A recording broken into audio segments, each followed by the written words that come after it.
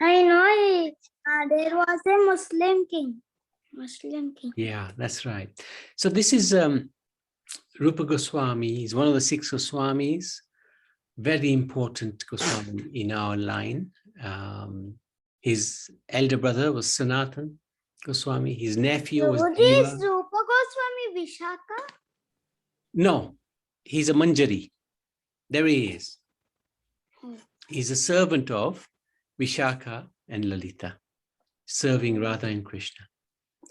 So this is very interesting position of Krishna. What I was thinking next week we could do, because one of the chapters I was just reading, Krishna shows the spiritual world to the Gopas, the cowherd men, because they were intrigued. So he showed them the spiritual world. So I was thinking we could do a session or 2 on the abodes of the Lord after reading that chapter. It'd be very interesting to do that.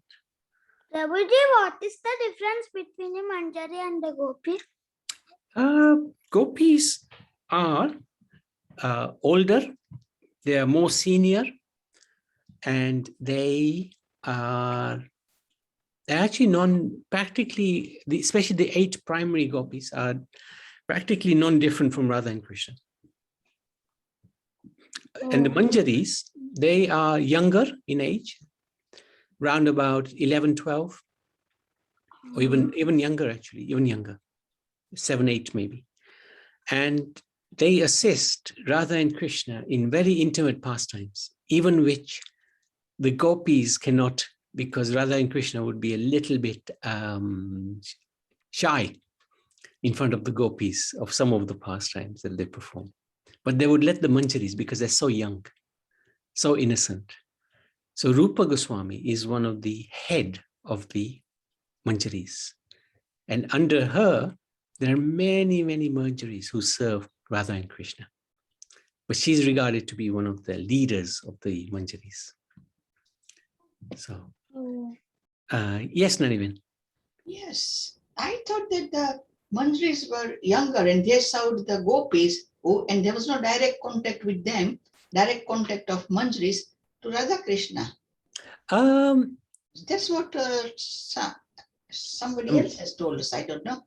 Yeah, in one sense, that's correct. However, when Radha Krishna do their really intimate pastimes, the Radha Krishna won't do that in front of the gopis because the gopis are older. Yes. They're around about 13, 14. But the Manjaris are younger, I think 7, 8. And they're very innocent. They, the Radha Krishna are not shy in front of the Manjaris. So they actually get to do even more intimate service than the gopis. They're actually more fortunate than the gopis because they get to relish pastimes which even the gopis do not have access to. So this is really quite extraordinary. That's why in this line, in what Prabhupada has brought us, all of the main acharyas are Manjaris. There's Rupa Manjari, who's Rupa Goswami. Then there's Lavanga Manjari, who's Sanatan Goswami. Rati Manjari, who is, I think, Raghunath Das Goswami. Like that, all of these Manjaris actually come as in our line. And they encourage to, if one wants to develop that Manjari bhav, they encourage that. This is one of the things about this line, which is so powerful. So yeah, maybe we'll have a look at that next week and see exactly how the Manjaris fit into the pastimes. I think I've got that within the abodes of the Lord. I think so. But anyway, we've got it somewhere. I know that.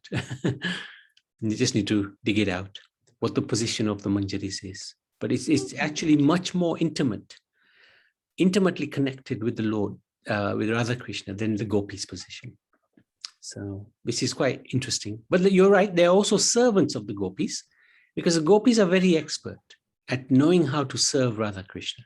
So the Manjaris, they assist the gopis But there are certain pastimes where the gopis are actually not allowed to enter. And that's where the manjaris come in. So Okay. fascinating.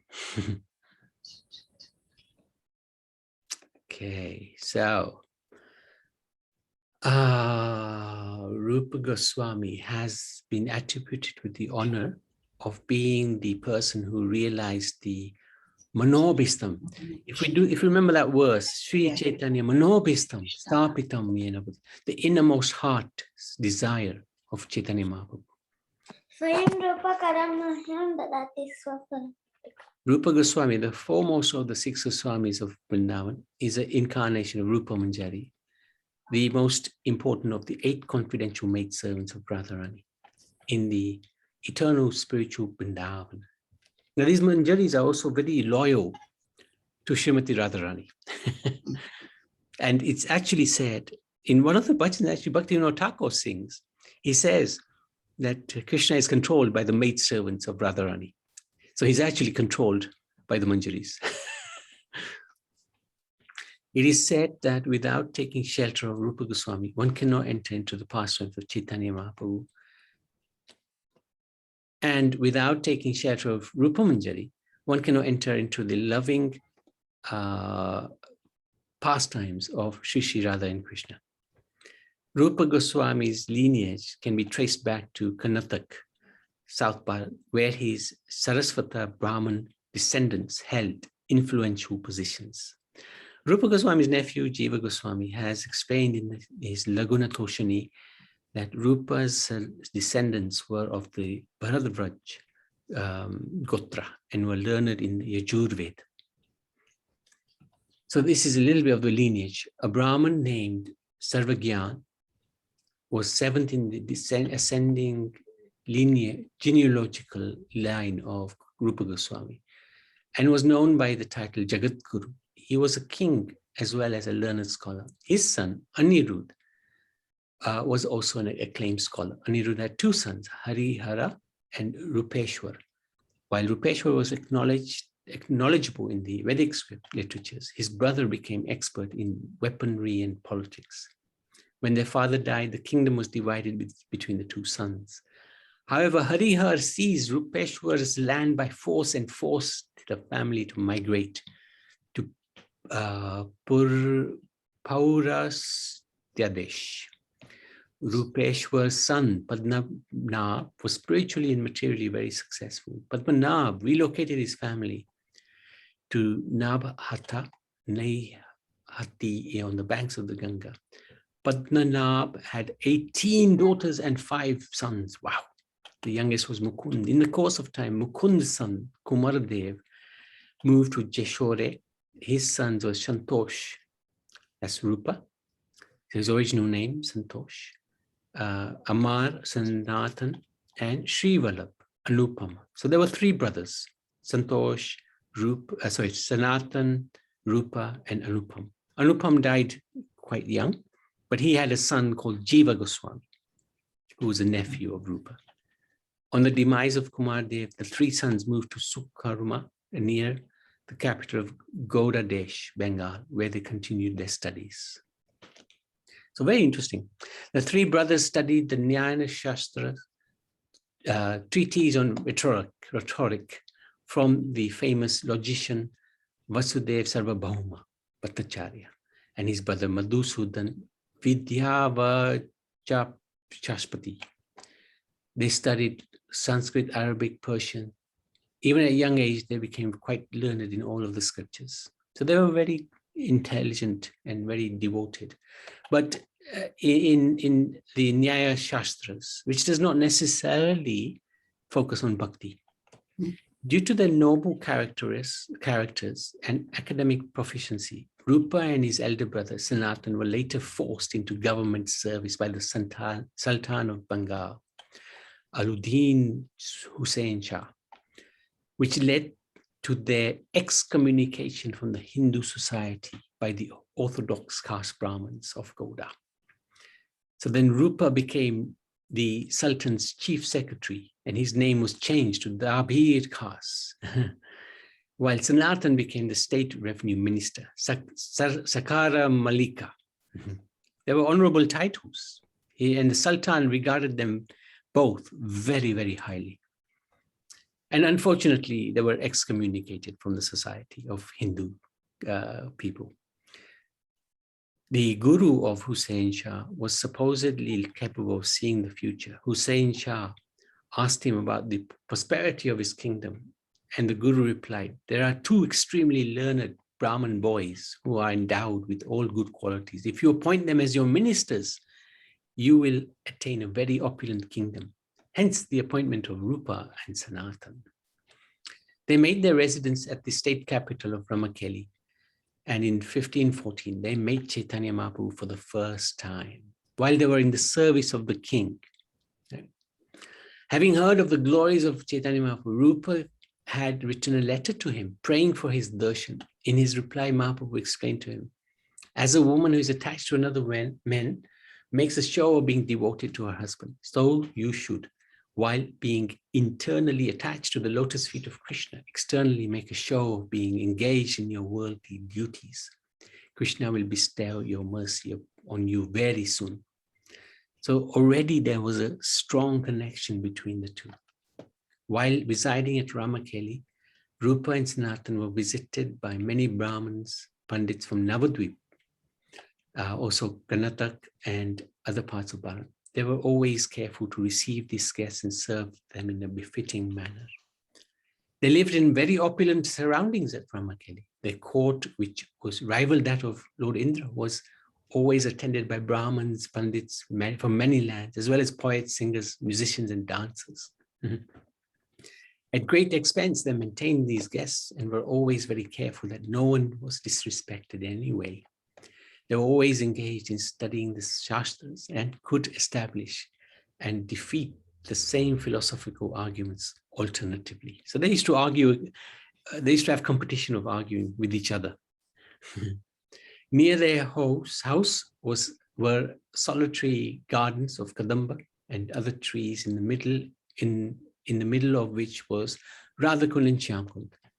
So they had already this Vrindavan mood about them.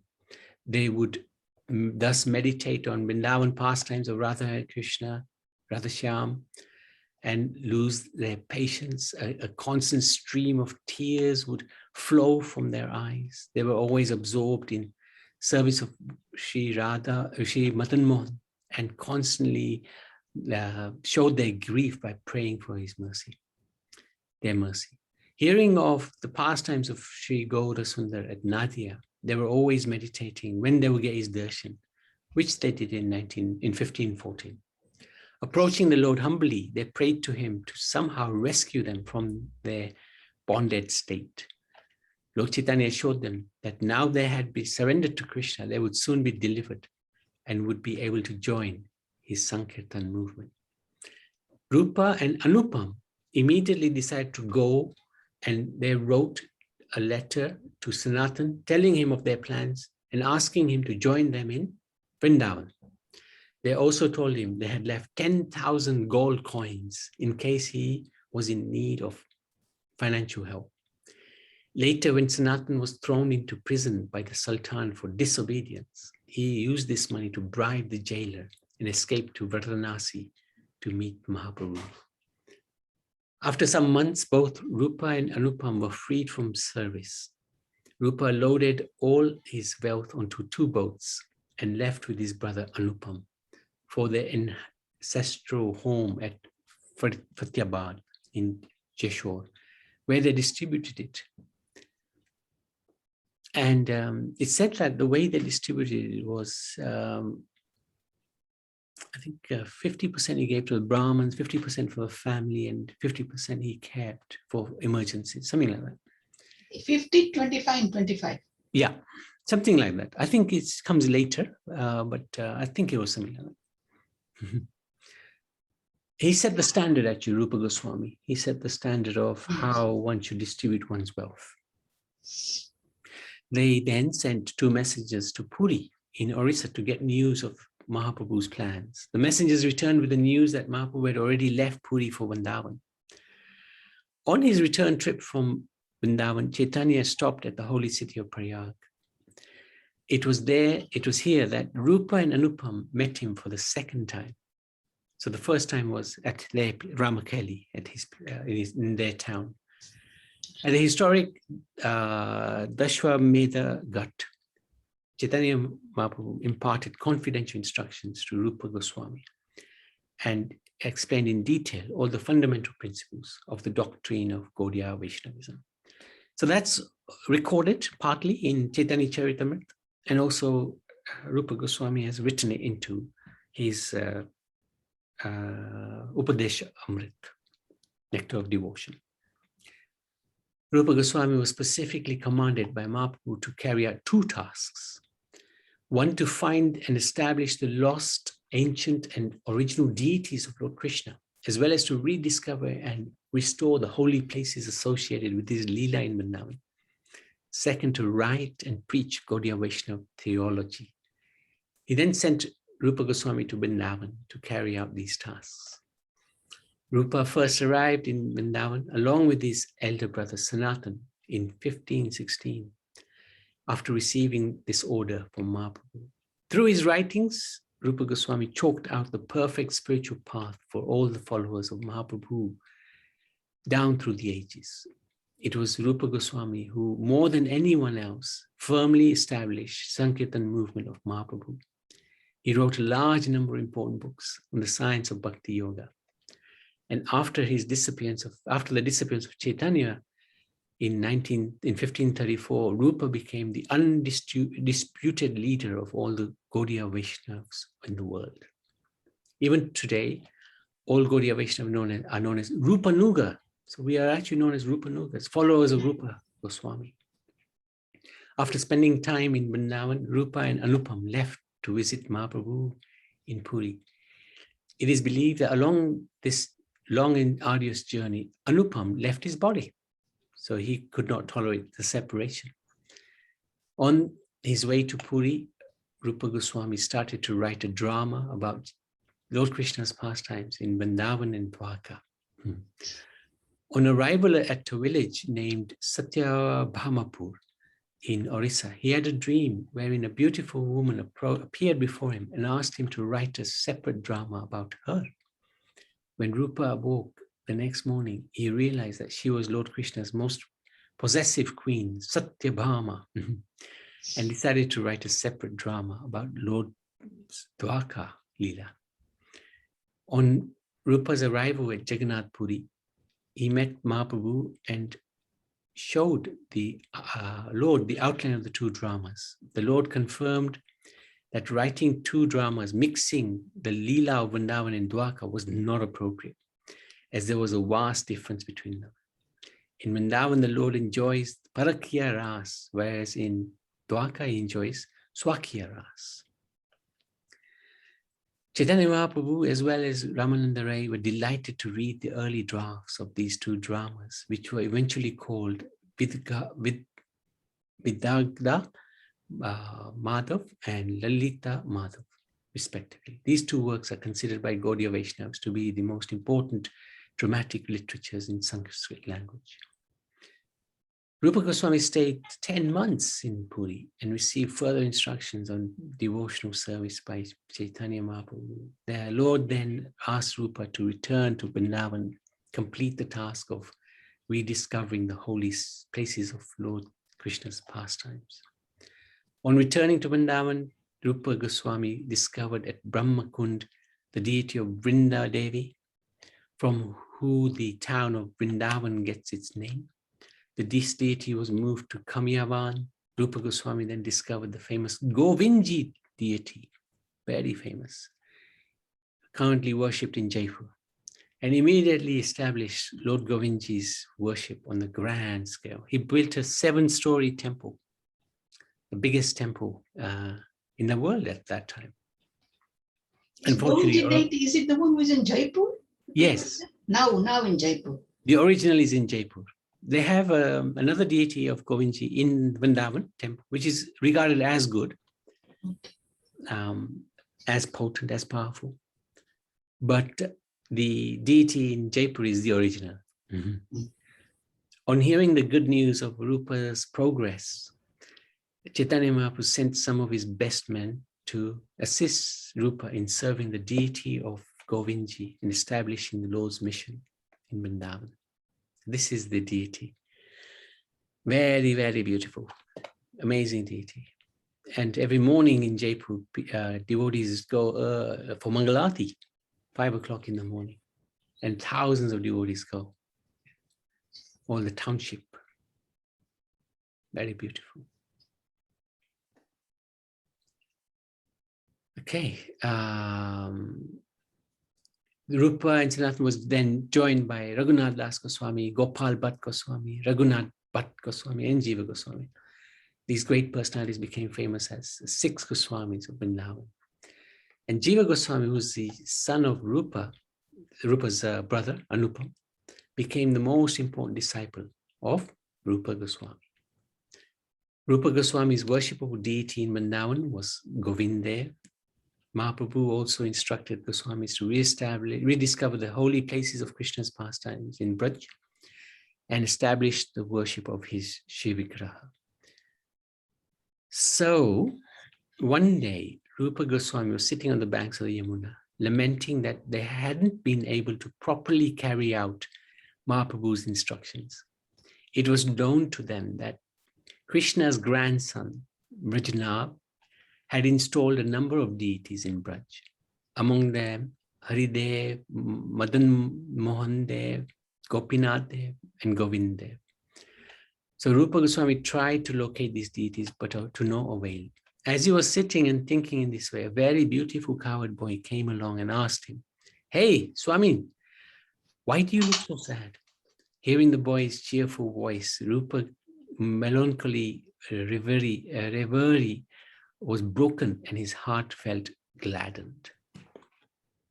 Rupa Goswami replied that he was feeling sad because he hadn't been able to follow Mahaprabhu's instructions properly. The cowherd boy told him, "Swami, please come with me. I know where what you're looking for is."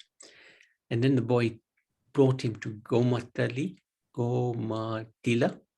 and explained, "Every day a cow comes on top of this hill and pours her milk down here. There is a good chance you will find what you're looking for inside." Then the boy disappeared. Rupa Goswami began to reflect, who was that cowherd boy and where did he run off to suddenly? He was positive that Govinda must be where the boy said, and quickly went to the village of cowherd men nearby and excitedly told them everything that happened. Cowherd men hurriedly gathered up some spades and hatchets and came running to Gomatila. Digging where Rupa indicated, they saw, after removing a small amount of earth, the all-enchanting form of Govinda. They all erupted in shouts of ecstasy. "Hari, Hari!" Govinda had again manifested himself.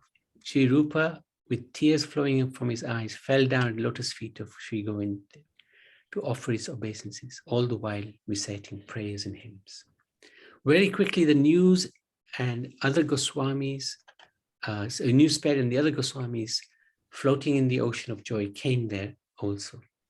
Soon an incessant flow of people from all quarters began to arrive, carried by waves of joy. He immediately sent word to Mahaprabhu in Puri concerning this auspicious event, and Mahaprabhu, along with the associates, could not contain their ecstasy on receiving this happy news. Meanwhile, the Brahmins performed the Abhishek of the deity, began to prepare offerings of bhoga for milk, yogurt, rice, flour, vegetables, which the villagers were bringing. Mahaprabhu sent Kashishwar Pandit from Puri to assist in the worshipping the deity. And a glorious temple was built. Unfortunately, envious Aurangzeb, he destroyed the top 4 floors of this temple, but still the glory is there. And the deities are now being worshipped in Jaipur. Overjoyed that Govindji and Madan Mohan also had appeared, and he had appeared to Sanatana Goswami. Thus, the responsibilities which Mahaprabhu had given them were gradually being carried out. Rupa and Sanatana began to compose the Bhakti Shastras in compliance with Mahaprabhu's further instructions. After completing the Vedagda, Madhava and Lalita Madhava dramas and other books, Rupa began to work on Bhakti Rasamrit Sindhu. Oh yeah, sorry, Bhakti Rasamrit Sindhu. That's the book that has got a lot of instructions. So then there was a really amazing pastime that took place. Vallabhacharya, he's from the Pushti Marg, the Vishnu Swami Marg, Sampradaya. He came and he visited Rupa Goswami, and Rupa Goswami was very respectful to Vallabhacharya, a great saint. And Rupa Goswami presented the opening verse of the Bhakti Rasamrit Sindhu to Vallabhacharya to read. But Vallabhacharya, he found some mistakes in that verse, and he corrected Rupa Goswami. Now, sitting next to them was Jiva Goswami, the disciple of Rupa Goswami, and he couldn't tolerate this. So he was very, very learned in the scriptures, much more than anybody in the world. So he followed, when Vallabhacharya went to the Yamuna, he followed him, and he explained to Vallabhacharya that the mistakes you pointed out were actually not mistakes. And he debated with Vallabhacharya, and he defeated Vallabhacharya. And then after a few days, Vallabhacharya came again to see Rupa Goswami, and he praised Jiva Goswami. And he told him that I was wrong in correcting you, because there were no mistakes. Jiva Goswami, your disciple, put me right. So after Vallabh had gone to his residence, Rupa Goswami called Jiva, and he spoke to him as follows: to whom we respect as our guru and to whom we offer our obeisances, you are ready to debate with on an equal level. This is not at all polite. What he spoke was for my benefit, but you could not tolerate that. You should return home. And when you can control your mind, then come back to Vrindavan. This is the humility of Rupa Goswami. He accepted Vallabhacharya's criticism without any argument. But Jiva Goswami couldn't, and rightly so. Anyway, hearing the decision of his uncle, Jiva left that place, decided to proceed eastwards. When he came to an old dilapidated temple at Nandagat, he sat down and began to cry. Soon the villagers began to worry. Such a handsome young man, but he sits here crying for so long without taking food. And then after a while, his older uncle, Sanatana Goswami, came there, saw him. And then he went back to Rupa Goswami and pleaded with him, look, Jiva Goswami is like in this situation. Why don't you show him your mercy? And of course, Rupa Goswami was very kind. Again, forgave Jiva Goswami and took him back into his fold. And he gave him many services to do. He's very strict, Rupa Goswami, but he's also very affectionate and loving. And this was a classic. I mean, was Jiva Goswami wrong in correcting Vallabhacharya? I don't personally think so, because if your spiritual master is criticized wrongly, then the disciple's duty is to correct, is to stop that happening. So this is an example of Sanatan and Rupa Goswami. Okay, after the reappearance of Govindev and Madan Mohan and the Yogpet, Rupa Goswami began to contemplate where Vrindadevi might be. One night, she came to him in a dream. I am on the banks of the Brahmakund. You can have my darshan there. The next morning, after finishing his bath and puja, he came to Brahmakund and began to look everywhere. Suddenly, he saw a heavenly damsel whose bodily effulgence defeated the luster of gold. All the directions were illuminated by this glow, and the atmosphere created by her presence was very sweet and cooling. So this is the appearance of Vrindadevi. She appeared in Vrajabhumi. Gaurasundar established the glories of Vrajdham through his two generals, Rupa and Sanatan. Within their hearts, he awakened through oral transmission, the knowledge of what was in his own heart. Rupa Goswami, this is Narottam Das Goswami saying, has established in this world the mission to fulfill the desire of Chaitanya. When will he give me the shelter of his lotus feet? So these are the different books. I have to say, haven't read any of them except for Bhakti Rasamrit and Ujjwala Nilamala Mali. These books are, I'm sure, available, but perhaps pretty advanced level.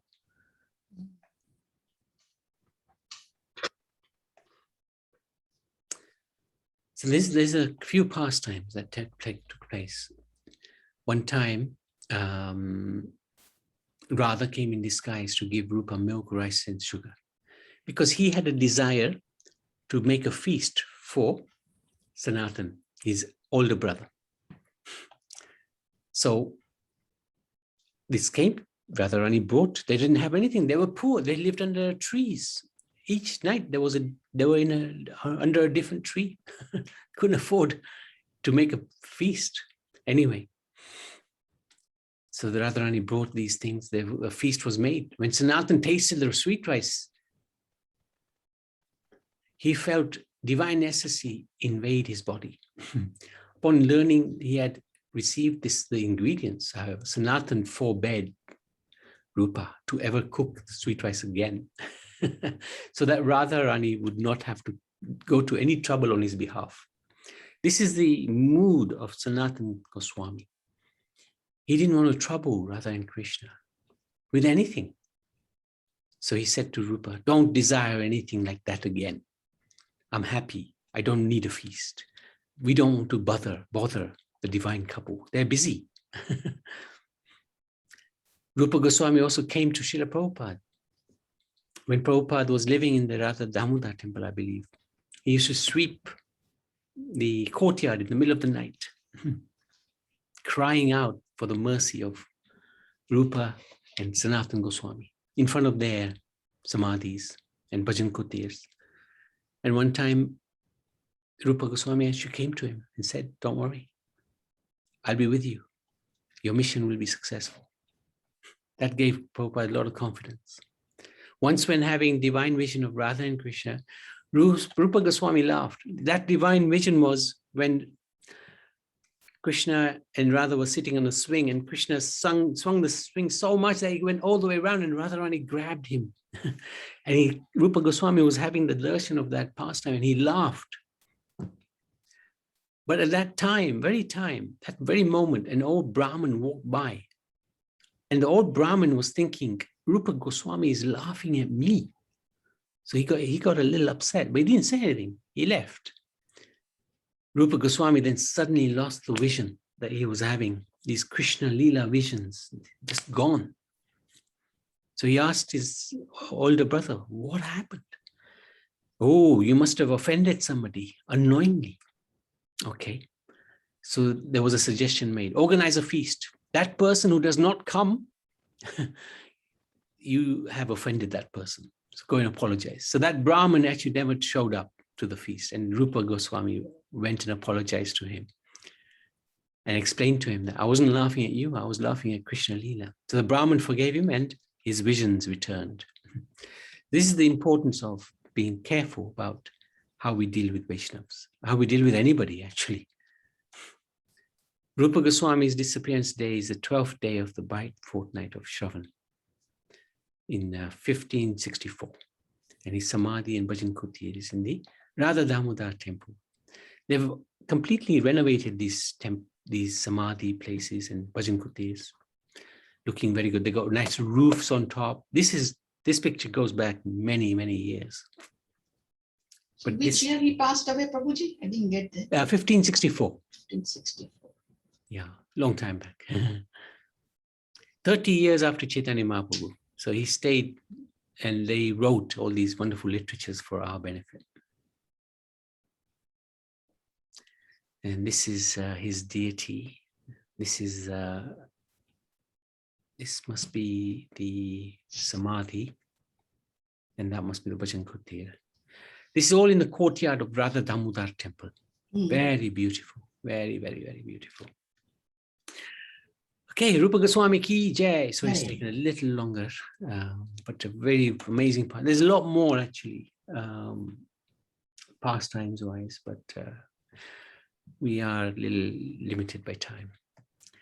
So any questions, any comments? Otherwise, we can move forward into the Nishinga Kavach. Okay, Rupa Goswami.